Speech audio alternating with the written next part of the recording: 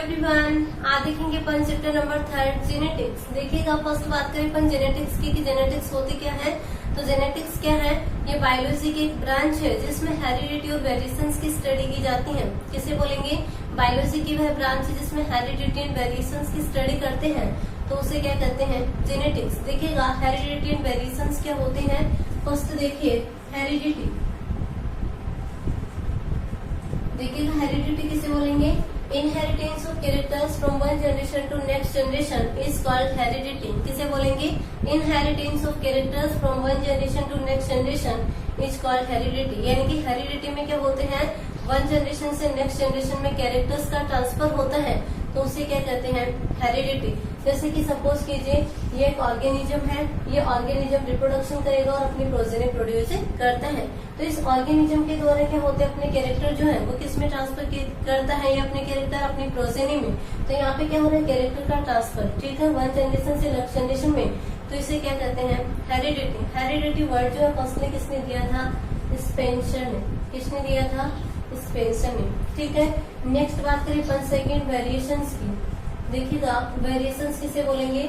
कि एक ही पेरेंट्स की जो प्रोजेनी होती है, जैसे कि एक पेरेंट की दो प्रोजेनी है, इन दोनों प्रोजेनी की कैरेक्टर्स को अपन कंपेयर करते हैं तो उनके कैरेक्टर क्या होते हैं? एक दूसरे से डिफरेंट होते हैं। इन डिफरेंसेस को ही क्या कहते हैं? वेरिएशन। किसे बोलेंगे? एक पेरेंट की जो प्रोजेनी होती है उनकी कैरेक्टर जो होते हैं डिफरेंट होते हैं, तो इसे क्या कहते हैं? वेरिएशंस। जैसे ये ऑर्गेनिज्म है, इस ऑर्गेनिज्म की दो प्रोजेनी है, ठीक है, ये दोनों प्रोजेनी है, इन दोनों प्रोजेनी के कैरेक्टर को कंपेयर करेंगे तो इनके कैरेक्टर क्या होते हैं? डिफरेंट होते हैं, कैरेक्टर में डिफरेंस होता है। इन डिफरेंसेस को क्या कहा जाता है? वेरिएशंस। अब देखिएगा, वेरिएशंस जो है क्यों कोश होती है इंडिविजुअल्स में? इसके पीछे रीजन होता है क्रॉसिंग ओवर। क्या है? Crossing over. यानी कि गैमेट फॉर्मेशन के ड्यूरिंग जब मियोसिस डिवीजन होता है तो मियोसिस डिवीजन के ड्यूरिंग क्रॉसिंग ओवर होता है, और क्रॉसिंग ओवर के कारण क्या होती है? वेरिएशंस कॉज होती है, ठीक है। तो ये कंप्लीट होता है अपना हेरिडिटी एंड वेरिएशंस।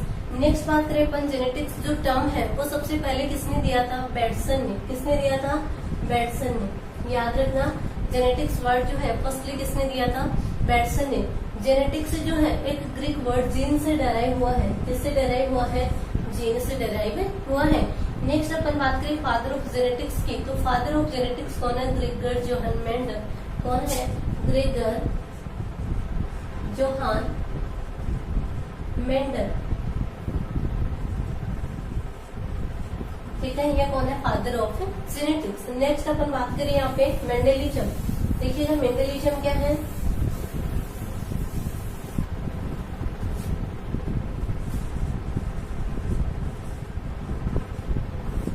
देखिएगा, मेंडलिज्म किसे बोलेंगे? मेंडल के जेनेटिक्स पे कौन कौन से एक्सपेरिमेंट थे और इन एक्सपेरिमेंट के बेसिस पे इन्होंने कौन कौन से लॉ प्रोवाइड कराए, उन दोनों को कलेक्टिवली क्या बोलते हैं? Mendelism.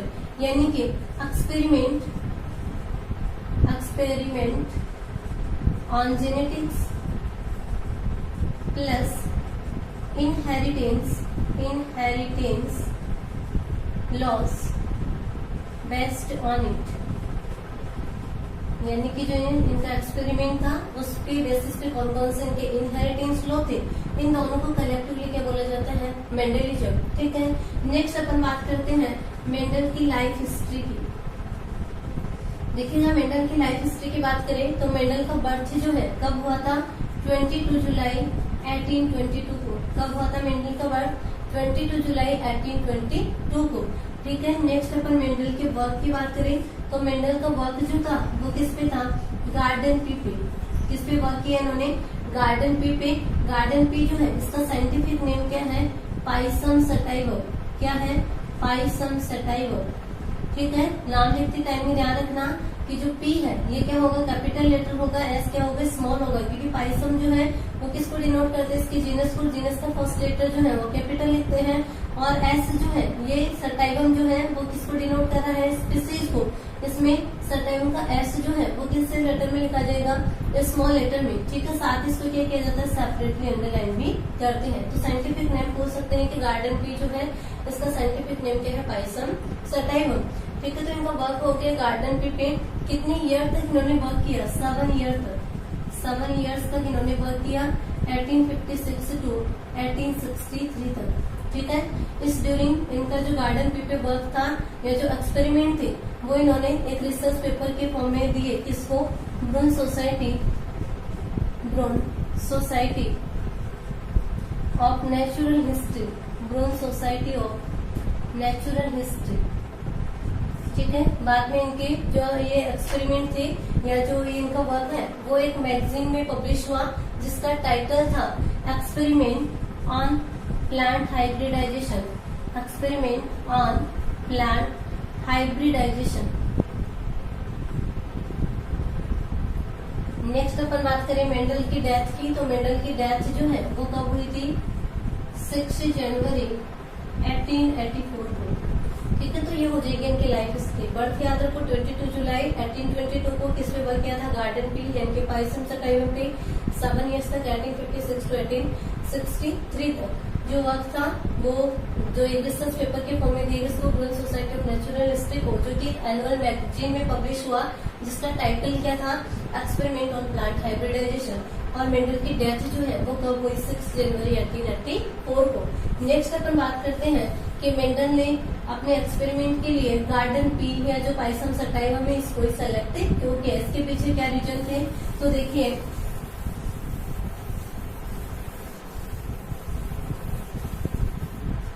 Regions of selection of T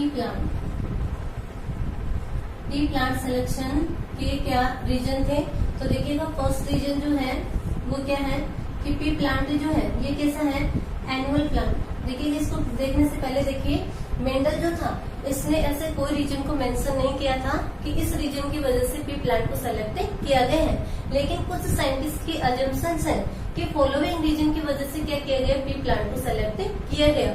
अब देखिए क्या मानना है साइंटिस्ट का। फर्स्ट इन्होंने बोला कि पी प्लांट जो है कैसा था, एनुअल प्लांट था। ठीक है। यानी कि इसका लाइफ साइकिल जो शॉर्ट ड्यूरेशन का होता है, इसलिए अपन एनुअल प्लांट होने की वजह से शॉर्ट ड्यूरेशन में इसकी मैनी जनरेशन की स्टडी कर सकते हैं। फर्स्ट रीजन क्या बना कि पी प्लांट जो है एक एनुअल प्लांट है, यानी कि शॉर्ट ड्यूरेशन में इसकी मैनी जनरेशन की स्टडी कर सकते हैं। सेकेंड रीजन जो था वो क्या था कि पी प्लांट जो है ये बाइसेक्सुअल फ्लावर को प्रोड्यूस करते हैं। फ्लावर कैसे होते हैं इसके, बाइसेक्सुअल होते हैं, बाइसेक्सुअल फ्लावर। ठीक है। बाइसेक्सुअल फ्लावर कौन से होते हैं, यानी कि ऐसा फ्लावर, एक सिंगल फ्लावर जिसमें मेल और फीमेल दोनों रिप्रोडक्टिव ऑर्गन प्रेजेंट होते हैं, तो उसे क्या कहते हैं, बाइसेक्सुअल फ्लावर। मेल और फीमेल दोनों रिप्रोडक्टिव ऑर्गन एक ही फ्लावर में प्रेजेंट होने की वजह से यहाँ पे क्या पॉसिबल है, सेल्फ पॉलिनेशन। क्या पॉसिबल है यहाँ पे, सेल्फ पॉलिनेशन। सेल्फ पॉलिनेशन क्या होता है कि एक ही फ्लावर में प्रेजेंट मेल और फीमेल दोनों एक ही फ्लावर में है, तो यहाँ पे क्या होता है कि मेल जो होता है अपने पोलन ग्रेन जो होता है वो सेल्फ की स्टिग्मा पे लैंड करता है, यानी कि पोलन ग्रेन को क्या करता है, स्टिग्मा पे लैंड करेगा, यानी कि वहाँ पे पॉलिनेशन होगा। तो इस पॉलिनेशन को क्या बोलते हैं, सेल्फ पॉलिनेशन। और सेल्फ पॉलिनेशन होने के कारण अपन प्योर होमोजाइगस लाइन को ऑब्टेन कर सकते हैं। तो सेकंड रीजन क्या बताया इन्होंने कि बाइसेक्सुअल फ्लावर प्रेजेंट होते हैं जिससे सेल्फ पॉलिनेशन हो सकता है यहाँ पे, और सेल्फ पॉलिनेशन के कारण प्योर होमोजाइगस लाइन को ऑब्टेन कर सकते हैं। थर्ड जो है, थर्ड क्या है कि अपन यहाँ पे क्रॉस पॉलिनेशन भी करवा सकते हैं। क्रॉस पॉलिनेशन, क्रॉस पॉलिनेशन क्या होगा कि किसी दूसरे प्लांट के फ्लावर के पोलन ग्रेन जो होंगे वो इस फ्लावर के स्टिग्मा पे लैंड कराए जाएंगे, तो इसे क्या बोलते हैं, क्रॉस पॉलिनेशन। क्रॉस पॉलिनेशन जो है किसकी हेल्प से करवाया जाता है, एमेस्कुलेशन। किसकी हेल्प से करवाते हैं, एमेस्कुलेशन। देखिएगा एमेस्कुलेशन किसे बोलते हैं पहले इसे समझिए। ये फ्लावर कैसा है, बाइसेक्सुअल फ्लावर है, यानी कि मेल रिप्रोडक्टिव ऑर्गन और फीमेल रिप्रोडक्टिव ऑर्गन दोनों एक ही फ्लावर में प्रेजेंट है। इस बाइसेक्सुअल फ्लावर से यदि अपन एंथर को यानी कि मेल रिप्रोडक्टिव ऑर्गन को अलग कर दें तो इस प्रोसेस को क्या कहा जाता है, एमेस्कुलेशन। किसे बोलेंगे, बाइसेक्सुअल फ्लावर से एंथर के रिमूवल की जो प्रोसेस होती है उस प्रोसेस को क्या कहा जाता है, एमेस्कुलेशन। ठीक है। तो बाइसेक्सुअल फ्लावर से यदि पर एंथर को रिमूव कर देंगे तो अब क्या होगा कि जो बाइसेक्सुअल फ्लावर की फीमेल रिप्रोडक्टिव ऑर्गन जो कि स्टिग्मा है, स्टिग्मा पे क्या करते हैं, किसी दूसरे फ्लावर के पोलन ग्रेन जो होते हैं यहाँ पे लैंड कराए जाते हैं, और दूसरे फ्लावर के पोलन ग्रेन से यहाँ पे पॉलिनेशन होता है। तो इस पॉलिनेशन को क्या बोलते हैं, क्रॉस पॉलिनेशन। तो देखिएगा जो पी प्लांट है इसमें यदि क्रॉस पॉलिनेशन की नीड है तो अपन एमेस्कुलेशन के थ्रू क्रॉस पॉलिनेशन भी करवा सकते हैं। फोर्थ रीजन जो था वो क्या था कि जो पी प्लांट है इसमें क्या है, many pairs of contrasting character present होते हैं। क्या है, many pairs of contrasting characters, many pairs of contrasting characters present होते हैं। अब देखिएगा कॉन्ट्रास्टिंग कैरेक्टर क्या होते हैं, एक ही कैरेक्टर के दो अल्टरनेट फॉर्म या डिफरेंट फॉर्म या दो डिफरेंट वर्जन जो है उसे क्या बोलते हैं, कॉन्ट्रास्टिंग कैरेक्टर। मेंडल ने पी प्लांट के लिए 7 pair of contrasting character select किए। देखिएगा कौन कौन सा था। फर्स्ट बात करें अपन तो फर्स्ट कॉन्ट्रास्टिंग कैरेक्टर था प्लांट हाइट। क्या था, हाइट। सेकंड अपन बात करें तो जैसे कि position of flower,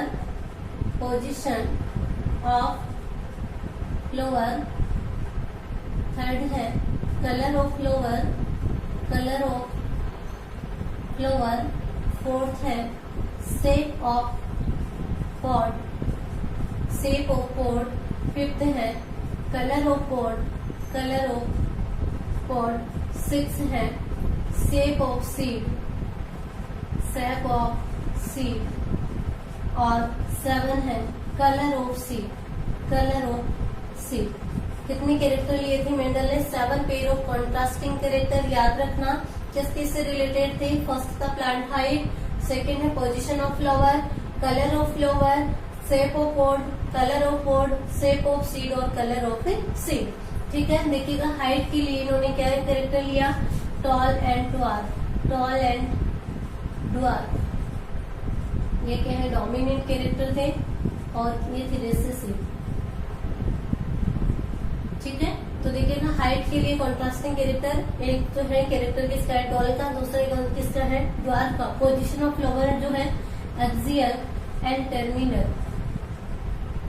flower position कैसी है, एक्सियल और टर्मिनल। नेक्स्ट बात करें अपन कलर ऑफ फ्लावर की, तो कलर ऑफ फ्लावर कैसा है, वायलेट एंड व्हाइट। ठीक है, नेक्स्ट अपन बात करें शेप ऑफ पॉड, तो शेप ऑफ पॉड कैसी है, इन्फ्लेटेड और कॉन्स्ट्रिक्टिव। ठीक है, नेक्स्ट अपन बात करें कलर ऑफ पॉड, तो कलर ऑफ पॉड कैसा है, ग्रीन एंड येलो। कैसा है, green and yellow. Shape of seed की बात करें तो शेप ऑफ सीड क्या है, राउंडेड एंड रिंकल।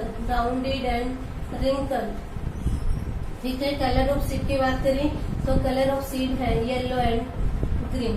ठीक है, तो ये थे इनके 7 pair of contrasting character. Height के लिए tall and dwarf, position of flower axial terminal, colour of flower violet and white, shape of pod inflated and constricted, colour of pod green and yellow, shape of seed rounded and wrinkle और colour of seed yellow and green. ठीक है, easily आप याद कर सकते हो। First character याद रखो हाइट के लिए, 2 फ्लावर के लिए थे, 2 पॉड के लिए और 2 सीड के लिए। टोटल कितने लिए थे इन्होंने, 7 पेयर ऑफ कॉन्ट्रास्टिंग कैरेक्टर। ठीक है, नेक्स्ट आगे बढ़ते हैं अपन कि मेंडल को सक्सेस क्यों मिली, तो सक्सेस के पीछे रीजन क्या थे, तो देखिएगा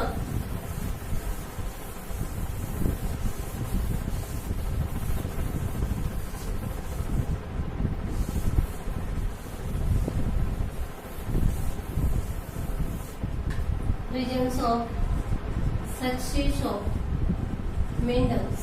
मेंडल्स जो है सक्सेस कैसे हुई, इसके पीछे रीजन क्या थे, तो देखिएगा फर्स्ट रीजन है कि मेंडल ने वन टाइम में 1 कैरेक्टर की इनहेरिटेंस को स्टडी किया। क्या है फर्स्ट रीजन, कि मेंडल ने 1 टाइम यानी कि एट ए टाइम 1 कैरेक्टर की इनहेरिटेंस को स्टडी किया। तो ये क्या था इनका फर्स्ट रीजन सक्सेस का। सेकेंड रीजन की अपन बात करें तो सेकेंड रीजन क्या था कि मेंडल को एक्सपेरिमेंट से जो भी डाटा कलेक्ट किए मेंडल ने उन सबका केयरफुली स्टेटिस्टिकल एनालिसिस किया। तो वो क्या है इसका सेकेंड रीजन। और थर्ड रीजन क्या था, सिलेक्शन ऑफ पी प्लांट। ठीक है, 3 ही रीजन है इसके। फर्स्ट क्या बोला कि मेंडल ने 1 टाइम में 1 कैरेक्टर की इनहेरिटेंस को स्टडी किया। सेकेंड क्या है कि एक्सपेरिमेंट से रिलेटेड जो ऑल डेटा थे इनका केयरफुली स्टेटिस्टिकल एनालिसिस किया। और थर्ड रीजन क्या है, सिलेक्शन ऑफ पी प्लांट।